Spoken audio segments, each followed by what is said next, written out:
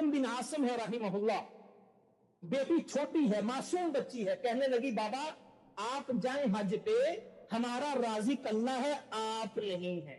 उस बच्ची ने जुमला कहा ना, जब हातिम बिन आसिम कहते हैं अब मैं हज पे जाऊंगा, राज़िक तो अल्लाह है, मैं तो हूं नहीं।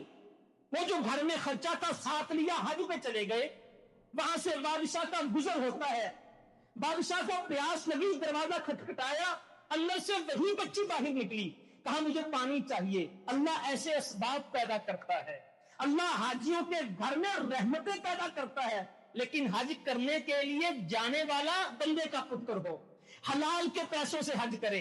तुसी हज भी की जाते हो, लोग भी की जाते हो, खो के माल यतीमा का पेट मसीती जाते हो, फट दिना ते सींदे नहीं, टोपियां सीती जाते हो, मस्त छुरी फेरते नहीं, गुंडे की जाते हो, दसो पैसी बुल्ले शाह की कुछ की जाते हो।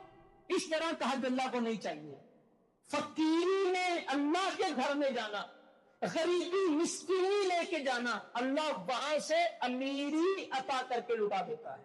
बादशाह को बेटी ने पानी पेश किया, बादशाह ने पूछा बेटा ये घर हातिम बिन आसिम का है?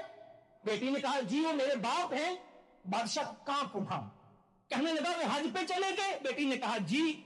बादशाह ने सोना निकाला, उस बच्ची के हाथ पे रखा, ये तुम्हारे लिए है। और बादशाह ने ऐलान किया जितना मेरे साथ लोग हुजूम है, आपको शर्म नहीं आती कि जब मैं दे रहा हूं तुम क्यों नहीं देते? सबने सोना निकाला, दिरहम दीनार निकाले, बच्ची को दिए। जब हातिम बिन आसिम हज से वापिस आए, घर में सोना चांदी फरावानी देखी तो कहने लगे ये कहां से आया?